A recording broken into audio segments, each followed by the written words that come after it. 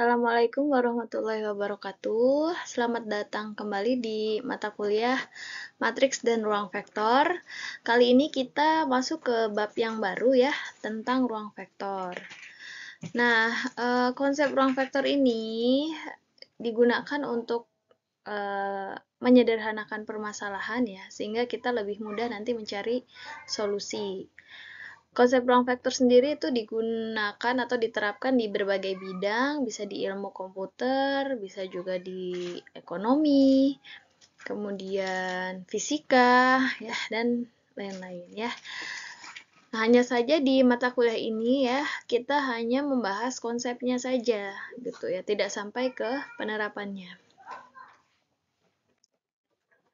Untuk memudahkan pemahaman ya tentang konsep ruang vektor itu seperti apa, saya akan memberikan sedikit analogi sederhana ya. Nah, teman-teman bisa lihat di sini ada sebuah kotak. Anggaplah kita belum tahu isi kotak ini apa gitu ya. Tapi kita punya data gitu ya bahwa setiap benda di sini ini ada banyak ya, satu, misalnya ada dua, tiga, dan seterusnya. Setiap benda ini memiliki informasi. Misalnya dari warna dan rasa. Kita lihat di sebelah sini, ini warnanya orange, kemudian rasanya asam. Kemudian di sini warnanya merah, rasanya manis. Ini kuning, rasanya manis gitu ya. Nah, jadi setiap benda di sini itu dia memiliki dua informasi, yaitu warna dan rasa. Kalau teman-teman ingat materi di sebelumnya ya, di bab 4 tentang vektor di Rn, bahwa setiap vektor itu dia memiliki komponen vektor. Kalau vektornya di R1, R2, berarti dia punya dua komponen vektor. Nah, ceritanya di sini kita punya benda-benda ini, dia punya dua komponen. Pertama adalah warnanya, warna apa, kemudian rasanya. Nah, di sini dengan data itu ya, dengan data yang dimiliki oleh setiap benda ini ya, masing-masing komponennya tadi, kita ingin tahu sebenarnya isi dari kotak ini apa sih gitu ya. Oh, ternyata ada rasa dan warna itu mungkin ya bisa jadi kotak ini berisi buah gitu. Ya, jadi di konsep ruang vektor ini nanti kita punya sesuatu ya, barang atau benda, terus kita ingin tahu apakah barang ini termasuk vektor atau bukan. Ya, logikanya kalau misalnya nih contohnya jadi sini ya. Oh, ini ada sebuah benda nih, dia punya rasa, punya warna, bisa jadi ini adalah buah gitu ya, karena buah itu pasti punya warna, punya rasa. Nah, sama juga seperti vektor. Apakah benda di dalam sebuah ruangan itu memiliki ciri-ciri seperti vektor atau tidak? Kalau benda itu memiliki ciri-ciri atau karakteristik seperti vektor, berarti dia adalah vektor. Nah, kalau semua benda yang ada di dalam ruangan itu memenuhi ya syarat sebagai vektor-vektor, maka kita bisa sebut ruangan itu adalah ruang vektor.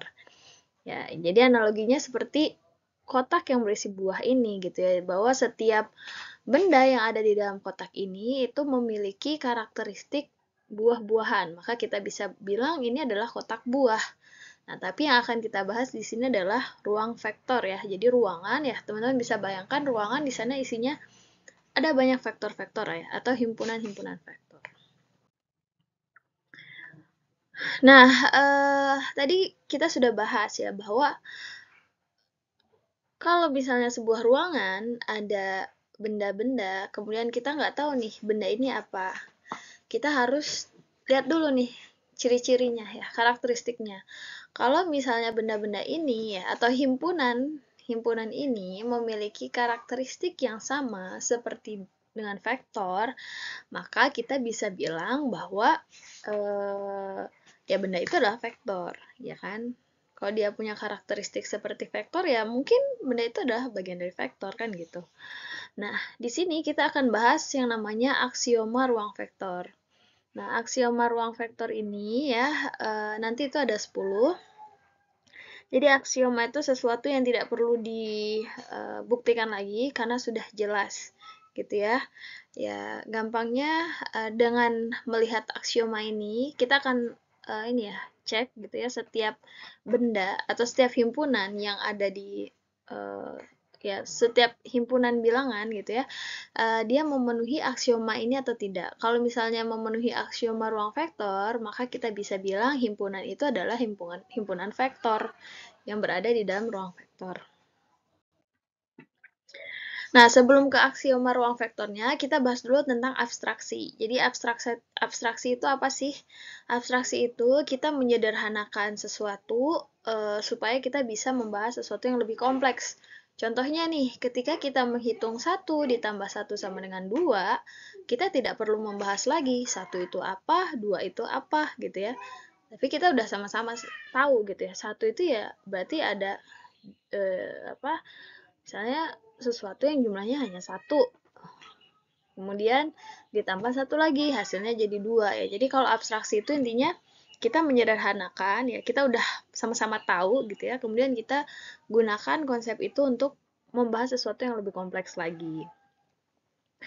Nah, di bab sebelumnya kita sudah bahas ya, bahwa dari vektor di bidang 2 dimensi atau di R2 maupun di R3, bahkan kita sudah perumum gitu ya, diperumum menjadi vektor di Rn atau Euclidean, kita punya sifat ruang vektor seperti ini.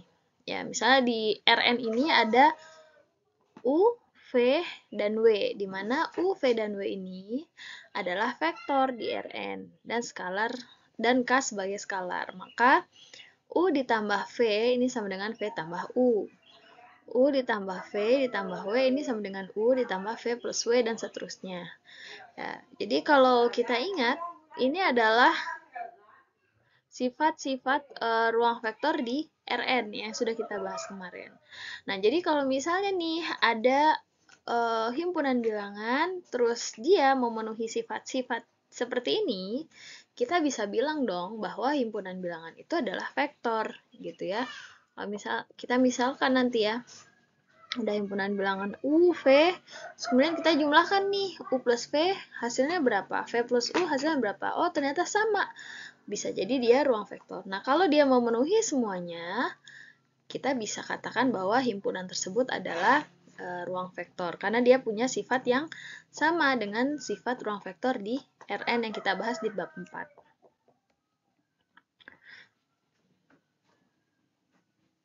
Ya, jadi dari sifat tersebut, ya dari sifat ini, dibangunlah yang namanya aksioma, yang ini tidak perlu dibuktikan karena kita udah sama-sama tahu gitu ya.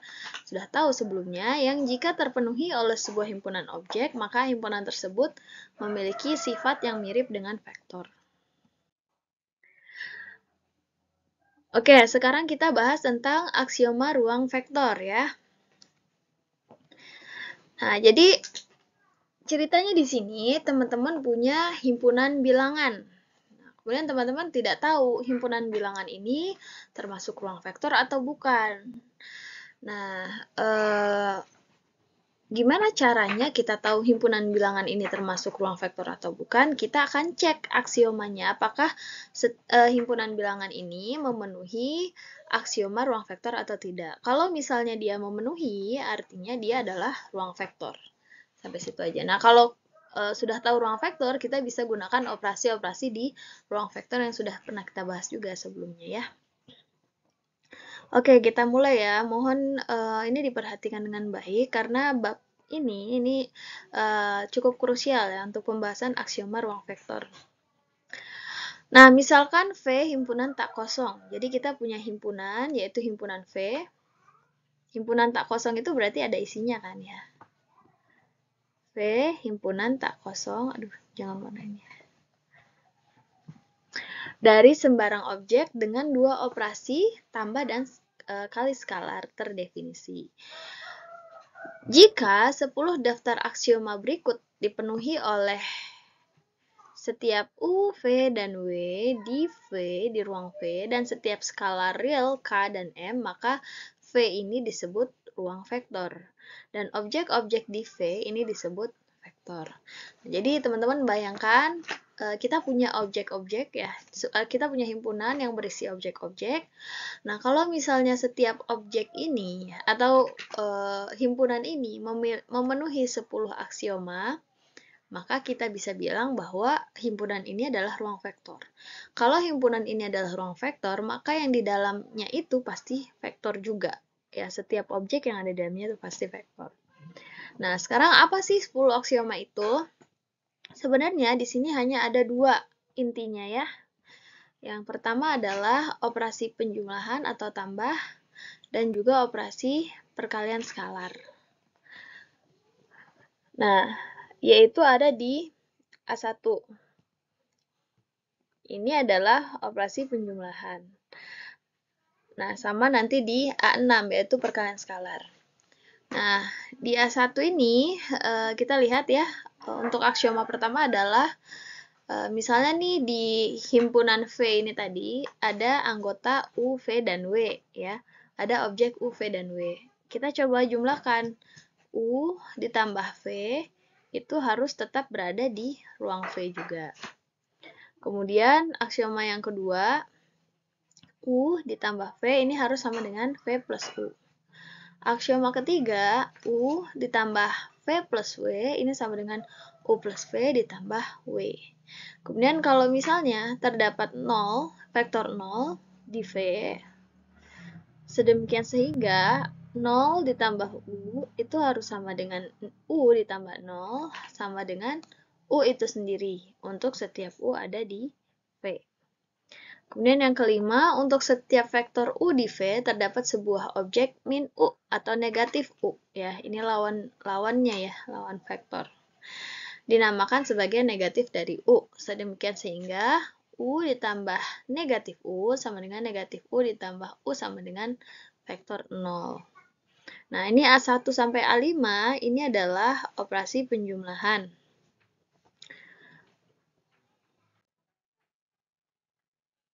Nah, selanjutnya A6 sampai A10 ini adalah operasi perkalian skalar. Nah, intinya ada di sini dulu yang harus dicek ya. Ketika K dikali U itu tetap berada di V. Kemudian aksioma ketujuh, K U tambah V sama dengan KU plus KV. Kemudian K plus M, nah ini skalar ya, dikali vektor U-nya sama dengan KU ditambah MU. Kemudian K kali MU sama dengan K kali M dikali U. Terakhir, 1 kali U sama dengan U. Jadi ini adalah 10 aksioma ruang vektor, intinya hanya ada dua ya tadi ya. A1 sampai A5 itu operasi penjumlahan, A6 sampai A10 itu kali skalar. Oke ya. Nah, selanjutnya bagaimana sih cara kita menunjukkan ya sebuah himpunan itu adalah ruang vektor atau bukan? Kita akan gunakan 10 aksioma ruang vektor yang tadi. Pertama, kita kenali dulu himpunan V-nya ini apa sih gitu ya. Misalnya kita punya himpunan V nih. Kita kenali dulu himpunan V ini apa dan anggota-anggotanya seperti apa. Nah, lalu yang kedua, kita kenali bagaimana ya operasi penjumlahan dan kali skalar pada himpunan tersebut. Karena bisa beda-beda nih, misalnya bisa matriks, bisa polinom, bisa yang lain juga ya, macam-macam. Nah, jadi kita kenali dulu bagaimana operasi penjumlahan dan kali skalarnya. Nah, kemudian yang ketiga, kita buktikan aksioma 1 dan aksioma 6. Aksioma 1 itu tadi intinya di operasi penjumlahan, sedangkan aksioma 6 itu kali skalar. Kalau aksioma 1 dan 6 ini sudah terbukti ya, sudah terpenuhi, maka kita lanjut membuktikan atau memeriksa aksioma 2 sampai 10 ya. 2, 3, 4, 5, kemudian 7, 8, 9, dan 10. Nah, kalau semuanya terpenuhi ya, semua aksioma ini terpenuhi atau terbukti, maka kita bisa nyatakan bahwa himpunan V ini yang kita tadi tidak tahu ini apa ya. Himpunan V ini berarti adalah ruang vektor dan anggota yang ada di ruang V ini adalah vektor-vektor, gitu ya.